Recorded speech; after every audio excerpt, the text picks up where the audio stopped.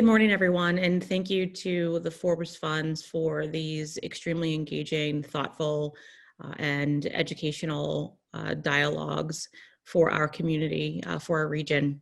I'm glad to participate. Again, Sabrina Saunders Mosby. I serve as president and CEO of Vibrant Pittsburgh.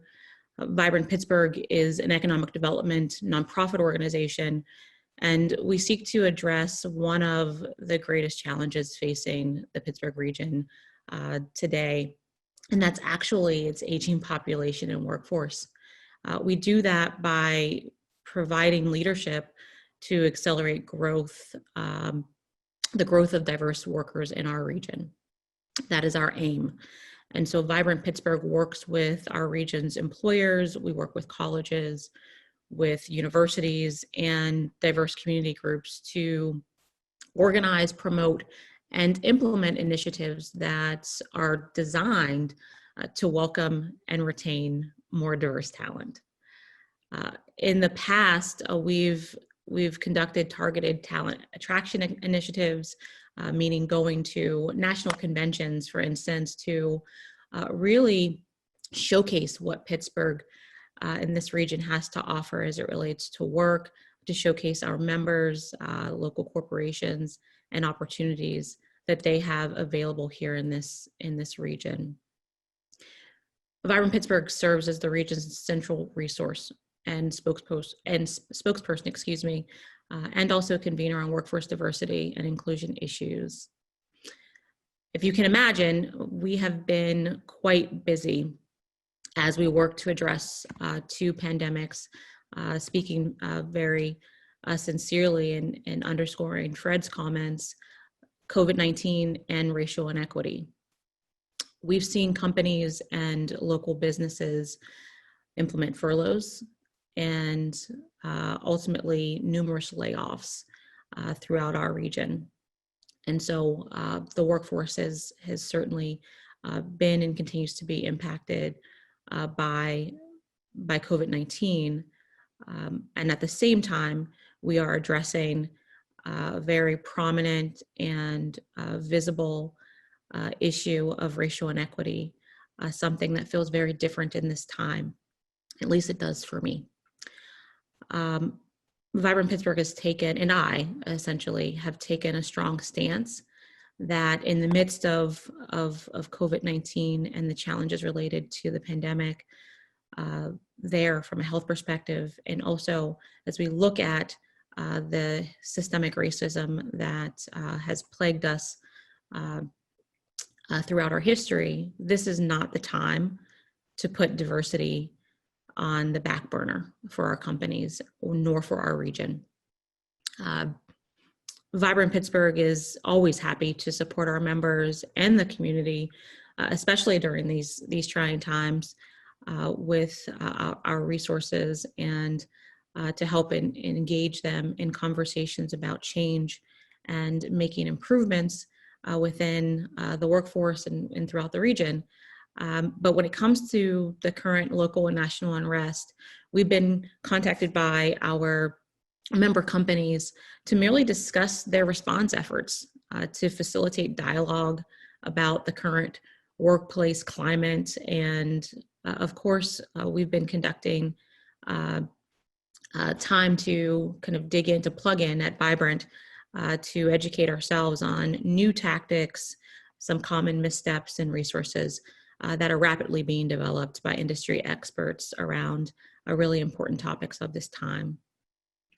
I know that there really isn't just one way to solve for the magnitude of the issues that we're facing.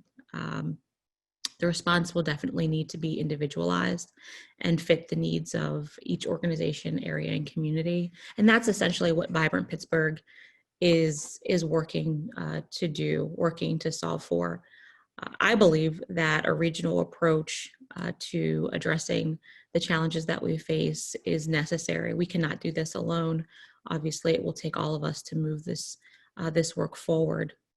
Racism and racial inequity is definitely systemic, and it runs deep. We know that. It runs through our education system, it runs through the justice system, our financial systems, and obviously, and as it relates to the work of Vibrant Pittsburgh throughout corporate America.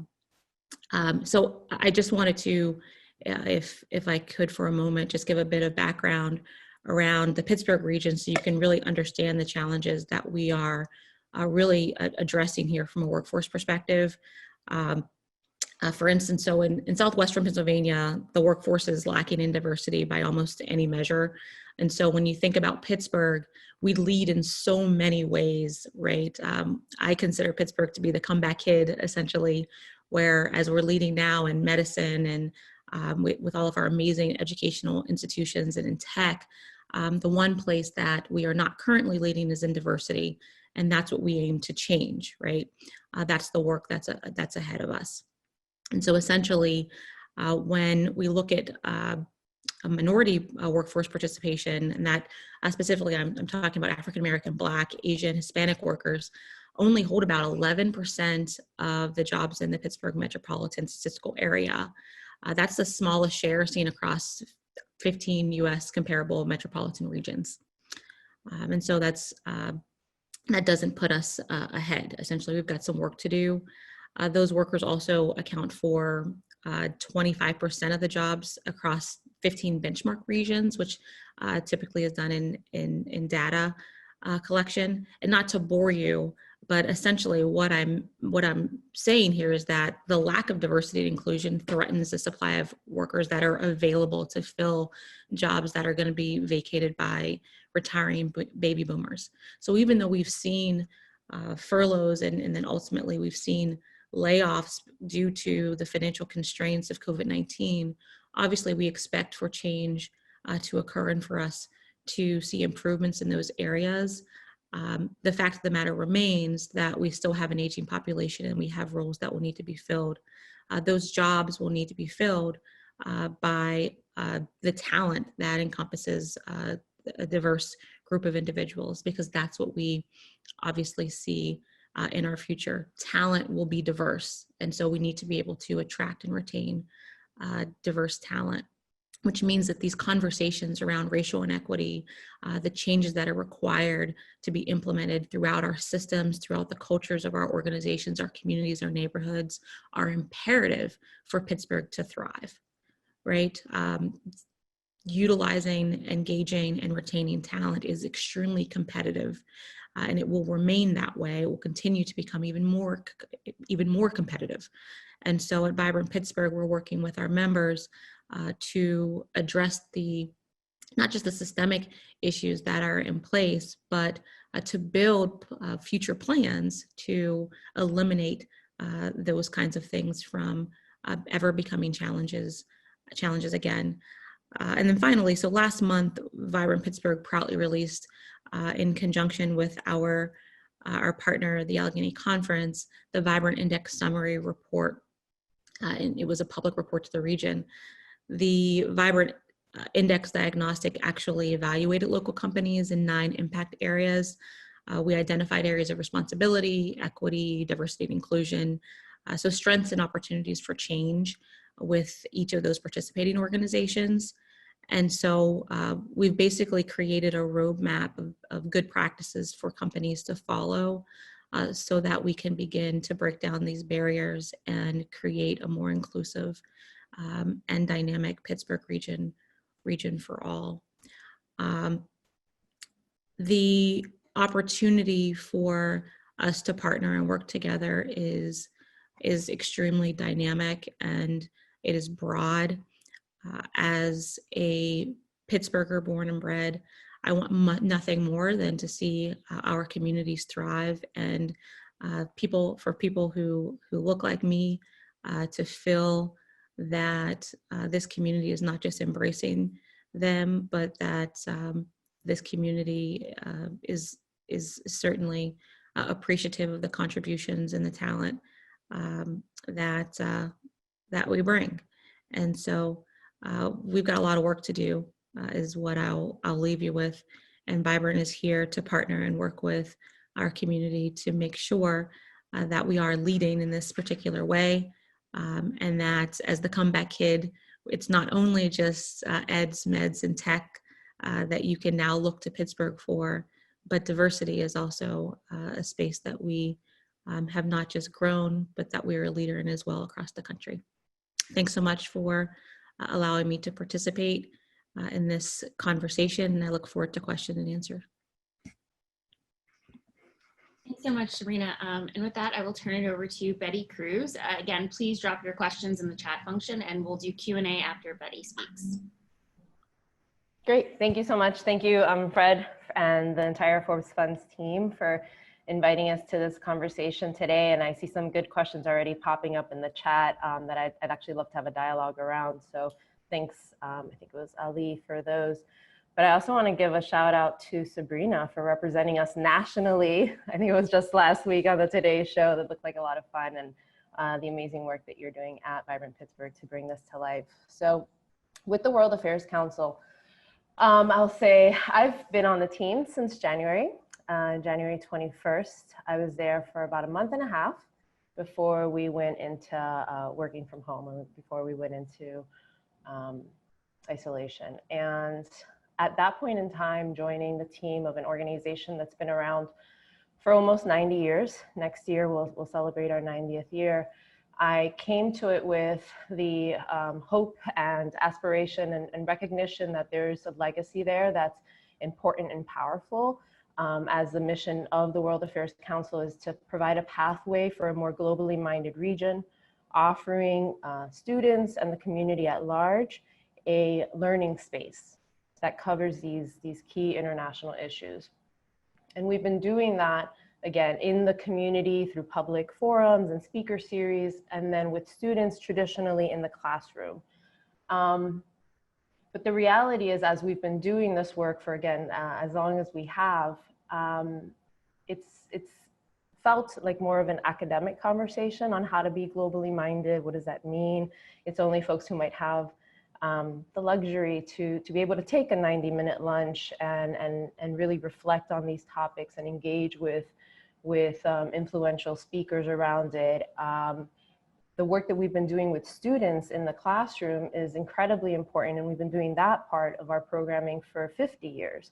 And that's, if you've heard of the World Affairs Council, that might be a lesser known part of our work that you're aware of.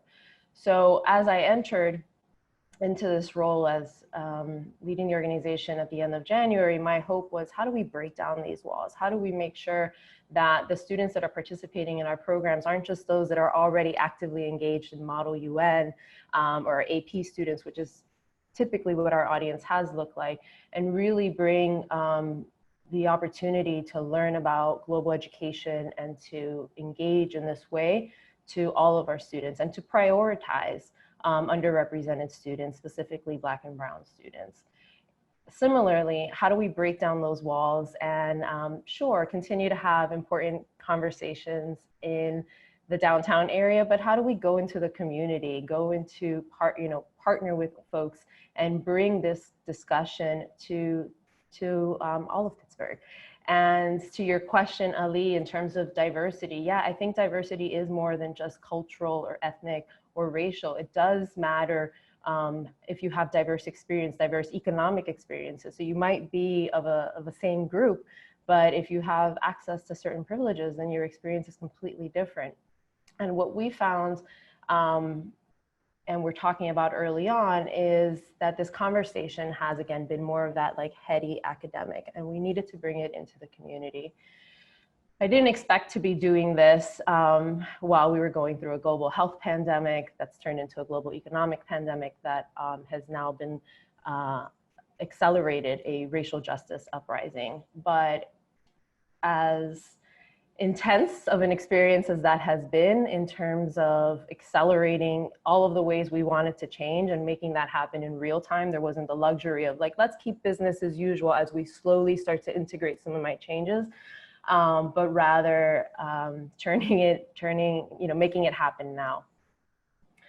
And I think that that's what we've been trying to do for the last few months, is make that pivot, as many organizations who are part of this conversation today have also been doing, figuring out what are the partnerships, how do we build stronger partnerships. I think the way that we were previously approaching our work as well was more this is what the council has done, and we bring certain partners in.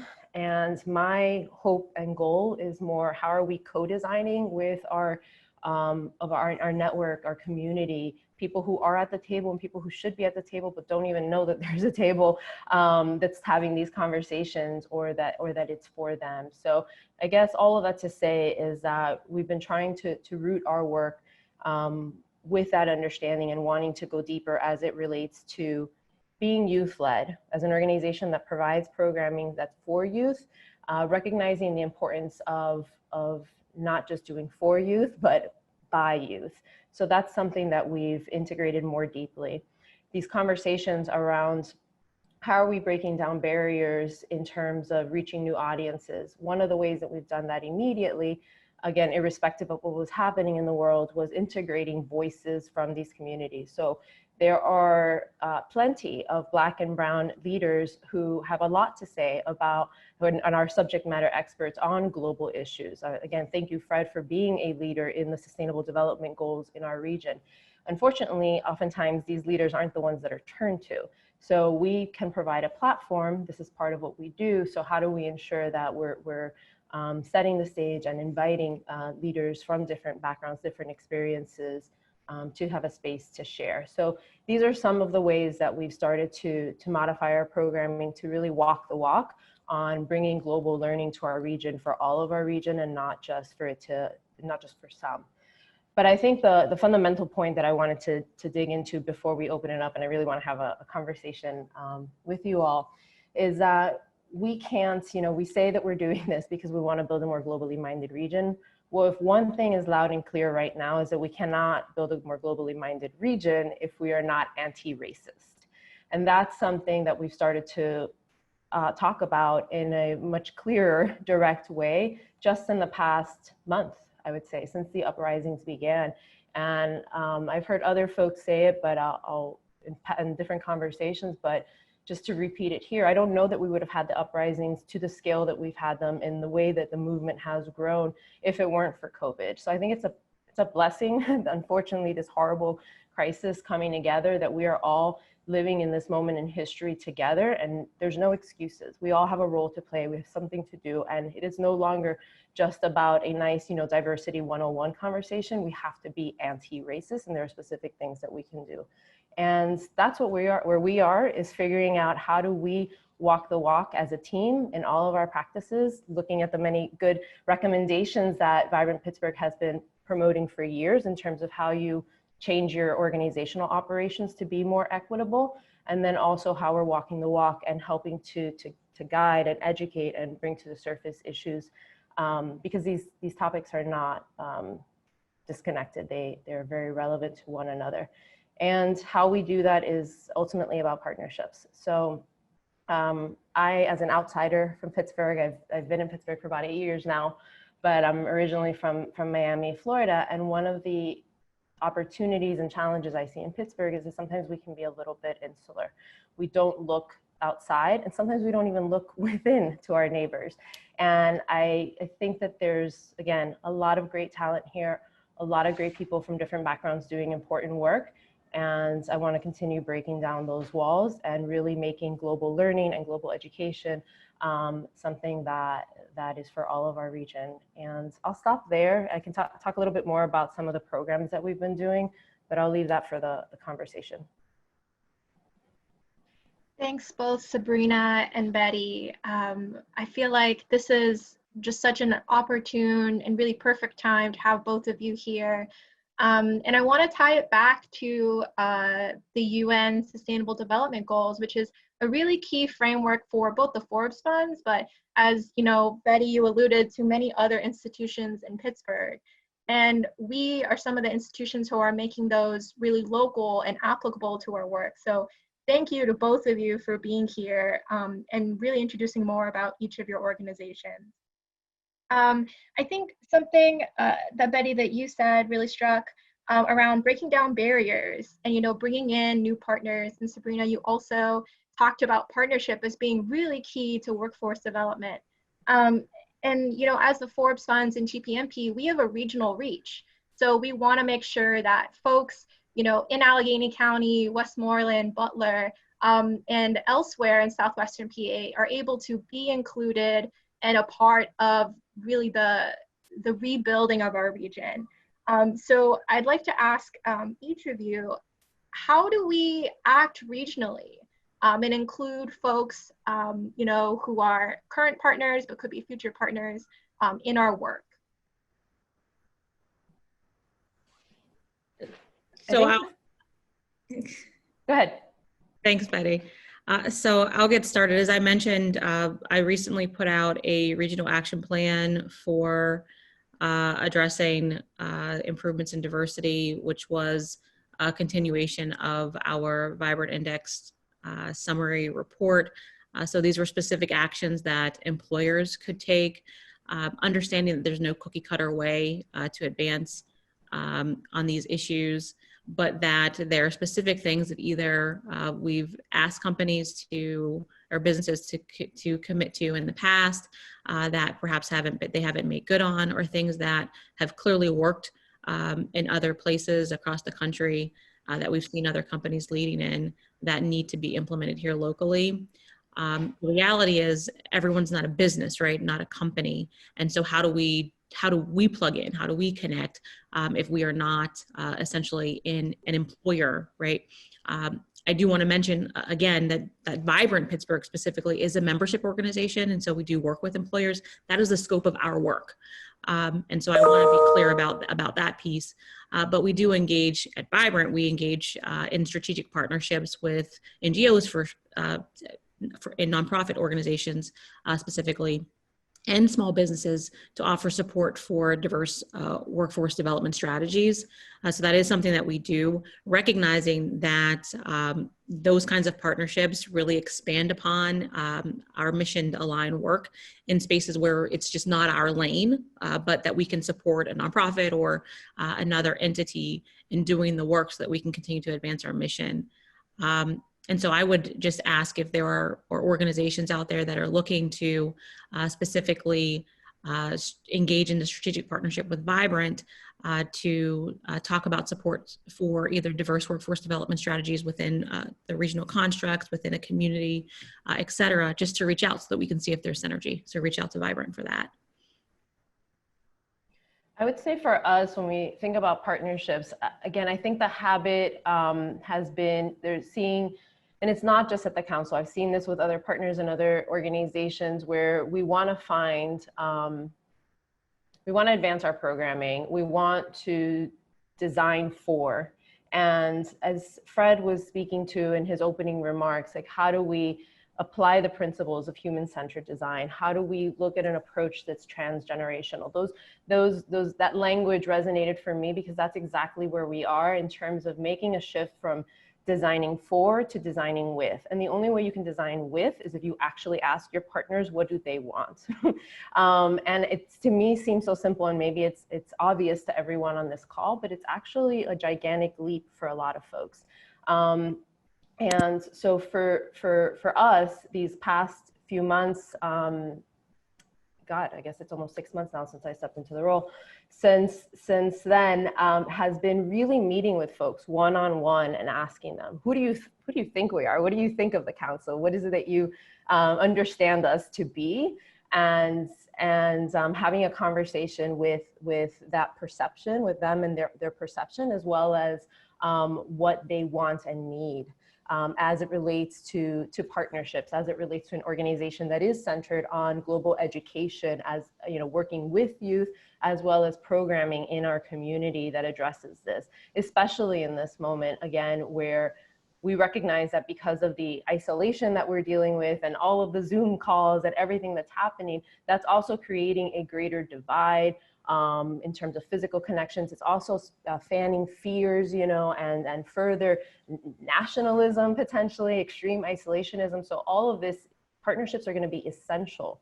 And not just partnerships. I think the other tendency is folks are, who are mission aligned partners, but we need unusual suspects to be rallying side by side with us, saying this work matters, and understanding how we all have a piece to play when we're talking about education, when we're talking about engagement with the community. So I think for us, like the step number one with partnerships is meeting with folks, asking them what they want, and turning over the power to them. Sometimes our role is best to provide the stage. And for example, this week, we have I think it's the third in a series, a month-long series that we've been having with youth on a COVID-19 youth-led program that was designed by them and for them. And we need to do more of that. Thanks so much. I want to give some of our questioners a chance to voice their questions. So if Eva would like to unmute and ask her question, please go ahead. Thank you, Hannah. Hello, Betty and Sabrina and everybody on the call. I had a question and I put it in the chat, and hopefully I can kind of expound further. But, you know, in light of recent studies on Pittsburgh, particularly with diversity and especially with African-American women in this region, I guess something that I've been thinking about is, does it make sense? Like, when do we start to help turn the tide? You know, often it's like, oh, well, all we have to do is just be more agreeable or more, you know, supportive of these folks and bring them in. But then you're not going to stop the pipeline that then goes out to another city to go to school, or they come here or they stay here, get their education, and then go to a city that is more welcoming for them. So my question is, where do we begin? You know, you have the immediate, which is, of course, you know, trying to retain and bring new talent.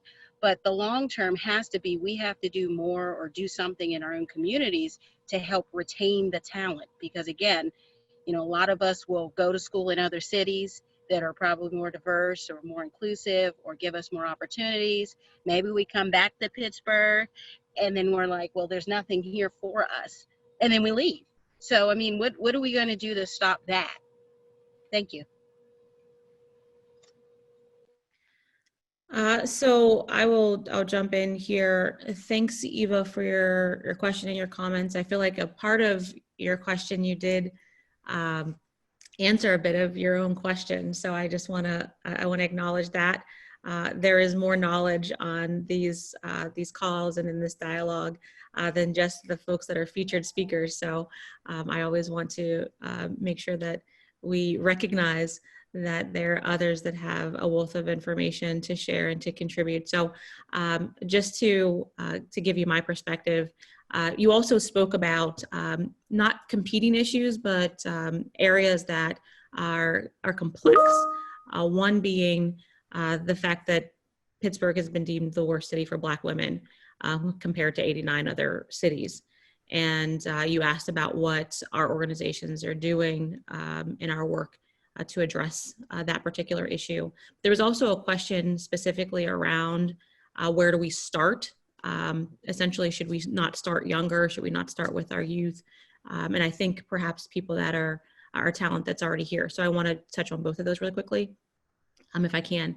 So the question around Black women in Pittsburgh being the worst city for Black women is one that's obviously personal to me. I am a Black woman who's from Pittsburgh.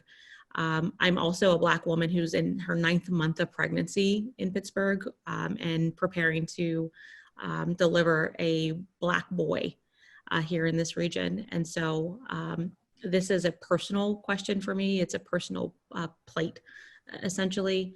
At Vibrant, we are, again, as a membership organization, that is the lane that we're in.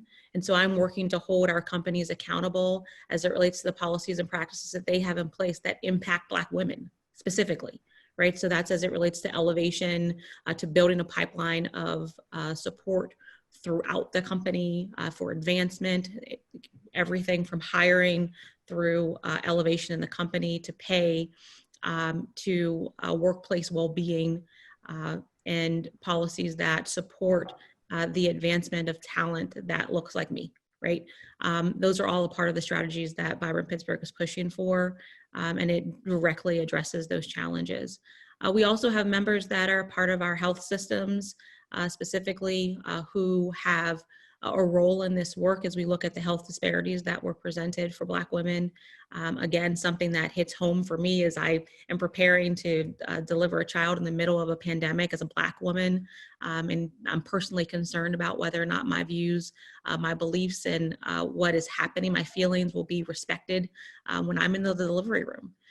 And so, one, know that you've got a person who has a direct line to both health systems here in the region, the major ones, talking about her experience as a Black woman. So know that that's happening. I do not take that lightly. I use that platform every moment that I have to talk about what I've experienced and to make it extremely personal and very uncomfortable all the time. So that's one thing that I'm doing as a person who is in this situation and in a position to communicate and use my platform. But as a leader of Vibrant Pittsburgh, we are advocating for and holding accountable our members who actually have the ability to make change in this particular space. It does need to start early. We've made an intentional pivot to focus on retention at Vibrant. And so that does mean focusing on investing in talent that is born and bred here, and not just on bringing new talent into the region. Both and are important. We are losing more than 50% of our college population. So students are coming here to be educated and leaving. As I mentioned before, it is competitive. This is a competitive space. And so Pittsburgh has to step up to the plate in more ways than one to create opportunities that are attractive for talent to want to stay. That means paying people what they are worth, creating opportunities for them to engage in environments that are inclusive. New generations their expectations are, one, they're very clear about where they want to work, how they want to work, and what the environment needs to look like. And our companies need to represent that. Our communities and neighborhoods need to represent that as well. And so, yes, it does start here. It starts with who's here already and appreciating them, investing in them, respecting them, and working alongside of them, not telling them how to work, but listening to the voices of the folks in our communities already and how they want to work and collaborate so that we can move these issues forward. So it is both and so Vibrant is working in our lane specifically with companies to advance the issues and the challenges and the voices of Black women, but also to specifically refocus on the retention of the best and brightest of what we already have here in the region. For us, I would say there's a couple of pieces, right? So one is the work that we're doing with students. So we are, as I stepped into this role, we also have an opportunity. We're going to be going through started going through our strategic planning process. So we're actively having conversations that currently, not just because of everything that's happening in the world, though that's certainly shaping these conversations on, what is the unique issue that we exist to solve? And what does this ecosystem of global education and learning look like in our region? So we're doing a lot of learning there. But one of the questions that has definitely come up is, for us, we prioritize our work in schools at the high school level. Is that young enough? Probably not. So there is certainly an opportunity there if we want to talk about retention, getting young people to think about careers in healthcare or in other fields, and the opportunities that exist right in their backyard. We need to look younger. So that is something that we'll be assessing as it relates to the council. But I think that is an important question in terms of looking ahead and as these young people become then adults. And I think that they are the first and foremost, the group that is walking the walk and pushing us all to go, or at least pushing me to go even further in my own thinking, in my own language, and my own evolution as it relates to being anti-racist, to striving to be anti-racist, and to walking the walk on all levels of inclusion. So I think really turning to our young people and, again, prioritizing youth from underrepresented backgrounds. And then the other side to that is, how are we working and equipping teachers who oftentimes don't represent the very youth that we're talking about in terms of the demographics that they come from. So how are we equipping teachers who want to be allies and turn into hopefully accomplices in this movement? How are we equipping them with the tools? Because one of the things that we have heard is from different partners is how social studies curriculum as a whole is undervalued.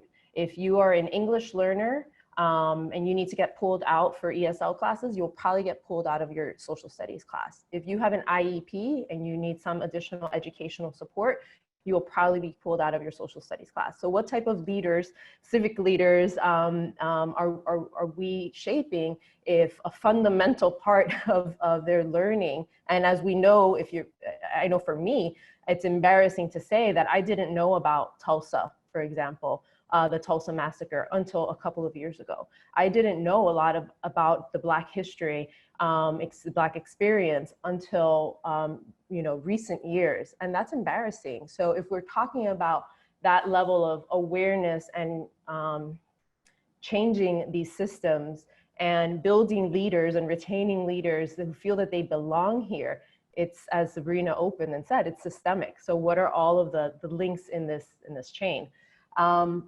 So for us, it's responding to teachers who are also telling us, if we go too far in some of our curriculum, we get backlash from certain parents who feel that we have an agenda.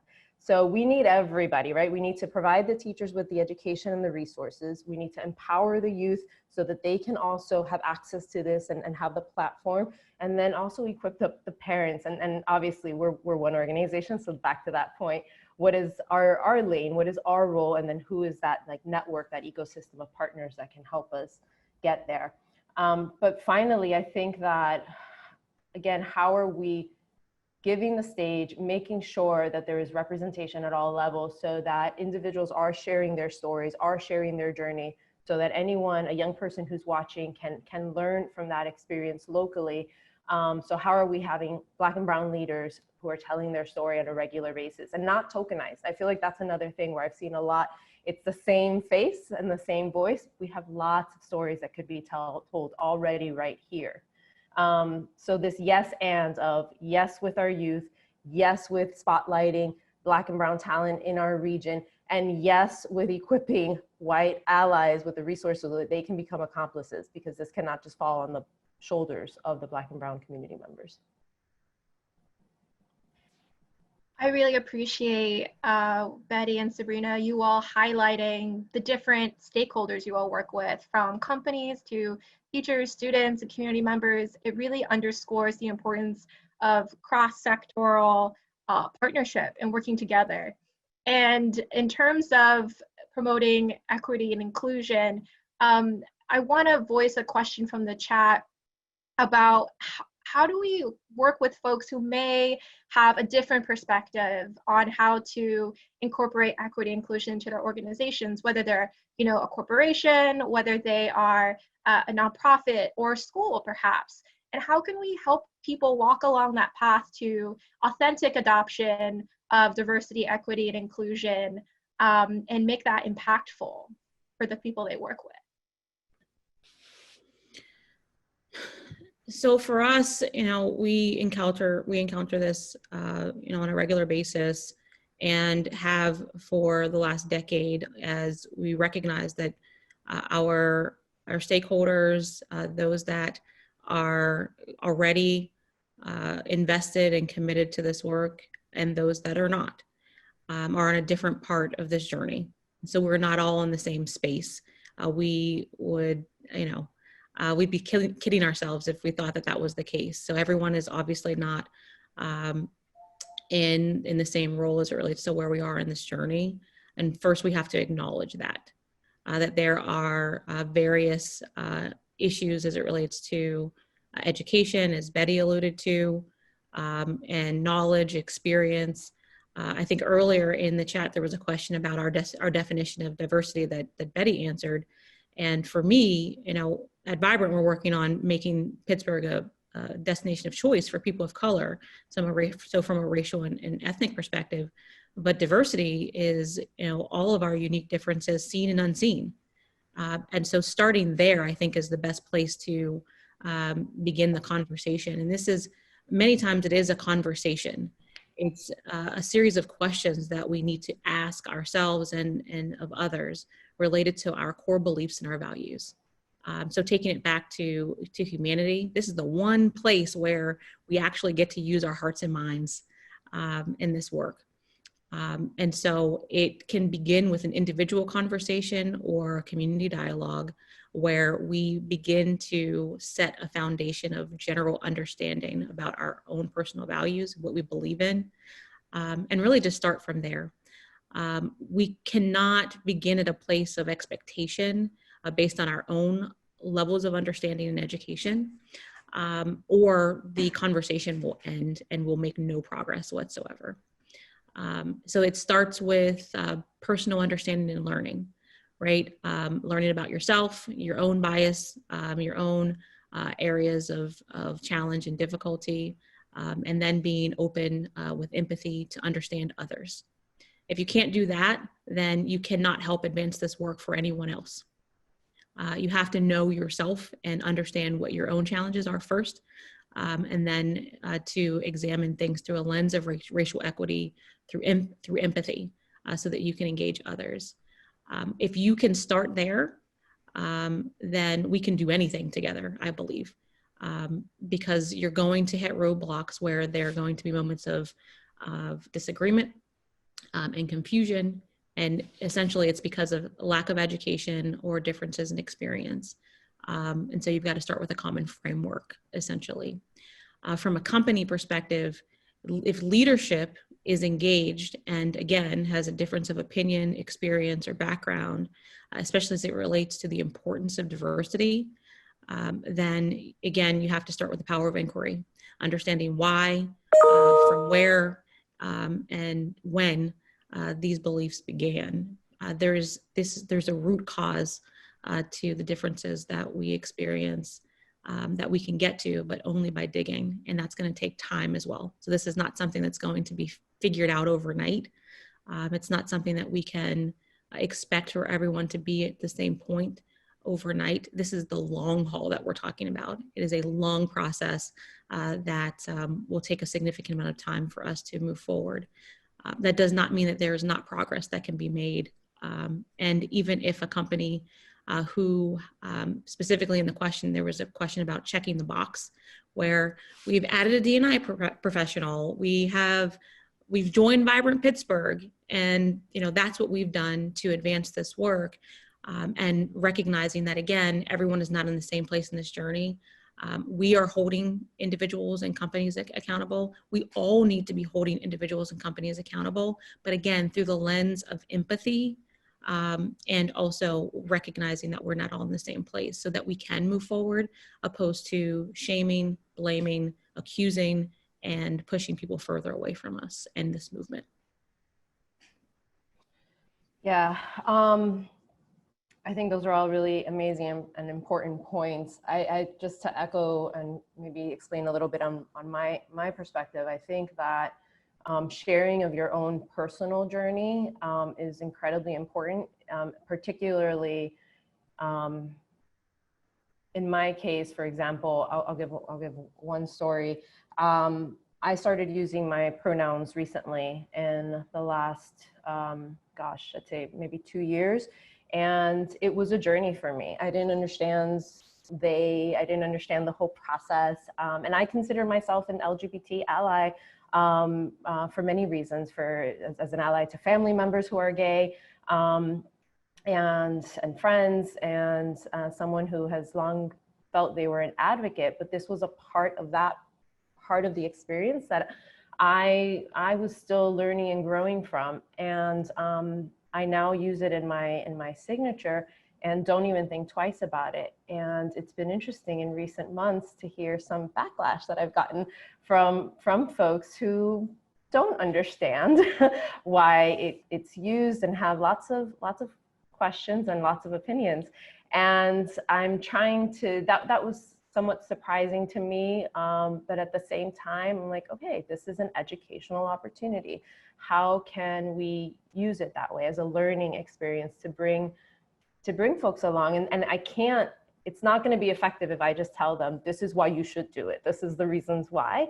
It's actually been most helpful when I've explained to them what my journey looked like and where I was, and that moment that I welcomed a team member who was transitioning. And when they talked to me about their journey, and we had a lot of conversations, and, you know, I used the little thing called Google to learn, because that's also, we have lots of resources and information available to us, but you have to want to do the work. And that's the point that Sabrina was also saying, is it's work. This is not a one and done. No part of this, whether it's inclusion of folks from the LGBT community, you know, from racial inclusion, from economic diversity, this takes work. And the other part that has also been surprising to me is, you know, how real white fragility is.